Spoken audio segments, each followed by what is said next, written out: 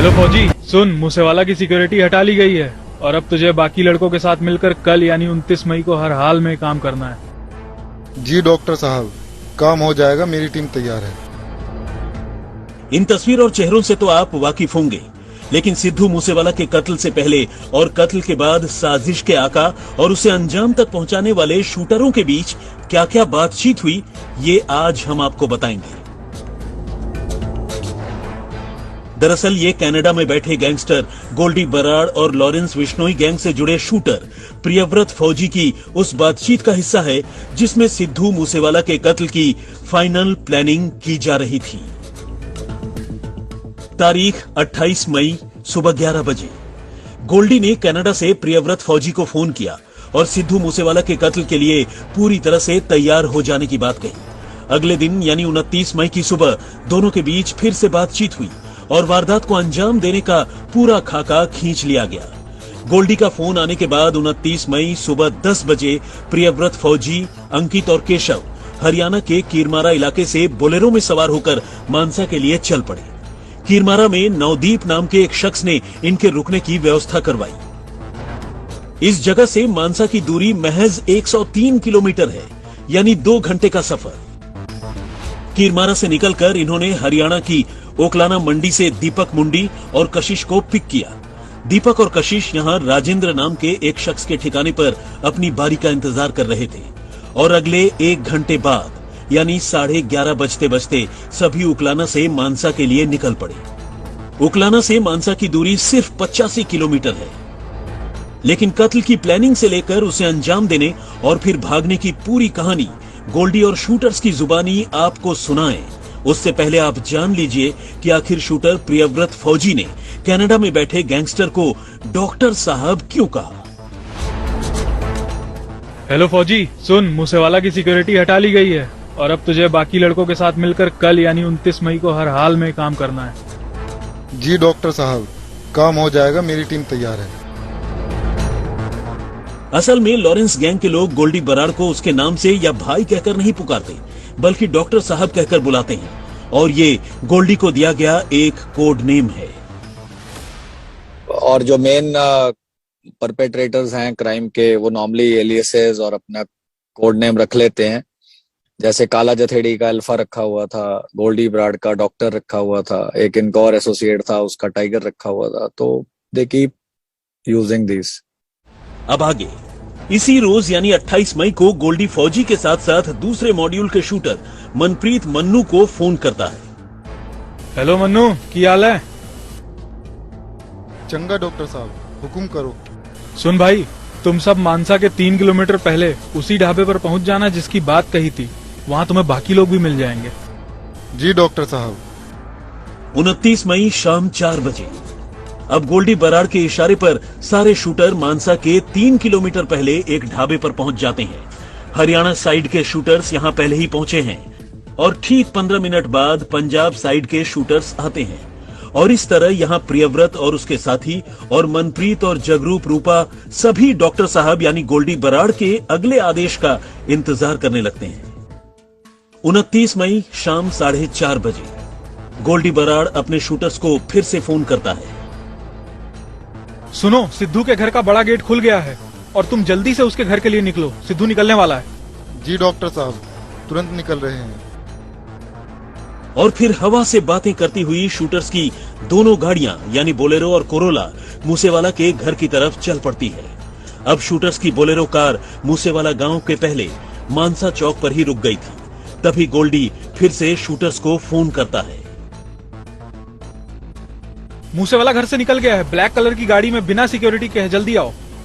जी doctor साहब। इसके कुछ ही देर में मूसेवाला की थार ने शूटर्स की बोलेरो को क्रॉस किया और फिर शूटर्स की गाड़ी मूसेवाला की थार के पीछे लग गई। मानसा चौक पर खड़ी दूसरी गाड़ी ने भी मूसेवाला की थार को फॉलो करना शुरू किया। एक वक्त शूटर्स को लगा कि जिस तरह से रेकी के वक्त मूसेवाला नहर वाले रूट का इस्तेमाल करता है, 29 मई को भी वो वही रूट लेगा।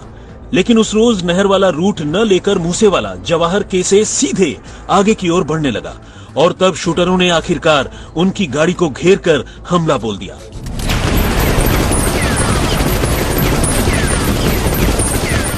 वारदात के बाद गोल्डी ने फिर से प्रियव्रत को फोन किया।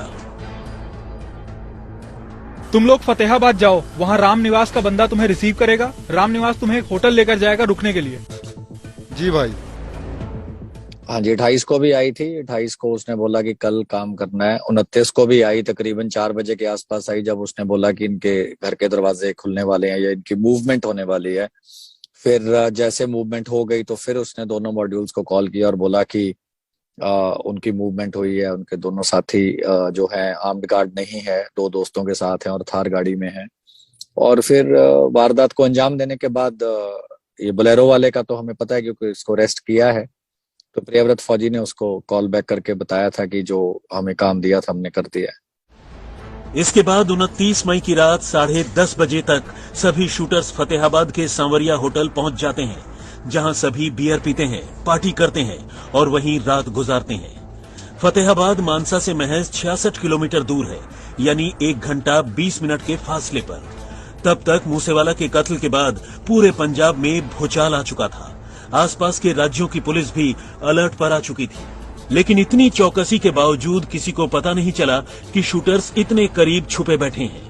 30 मई को सचिन भिवानी, कपिल पंडित क्रेटा कार से सांवरिया होटल पहुंचते हैं, फिर शूटर्स को होटल में छोड़ देते हैं।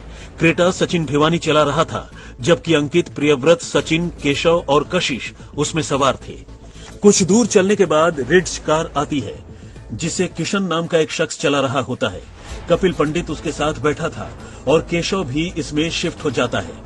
अब दोनों गाड़ियां रोहतक हाईवे से होती हुई हांसी गांव जाकर रुकती है, जहां रुकने का इंतजाम किशन गुर्जर ने किया हुआ था।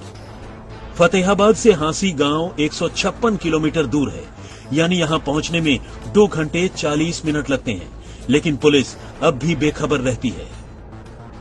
अगले दिन 31 मई को केशव, कशिश और दीपक मुंडी भिवानी के तोशाना गांव में जाकर रुकते हैं। रोहतक से तोशाना गांव 91 किलोमीटर दूर है, यानी पौने 2 घंटा। पुलिस अब भी बेखबर है। अगले दिन यानी 1 जून को केशव, कशिश, दीपक मुंडी के लिए कपिल पंडित एक ट्रक का इंतजाम करता है, जिसमें बैठकर ये अहमदाबाद निकल पड़ते हैं। इस बीच फौजी को फिर से कनाडा से गोल्डी का फोन आता है। सुनो फौजी, तुम 6 हथियार विनीत और बब्बन को सौंप देना जल्दी। जी डॉक्टर साहब। Yes, it's a very elaborate planning. The way it has been staged, the way everything was on need to know basis, and one set of people did not know about the other set of people. We all have shared these details. Weapon supplier did not know who the person, the recipient was.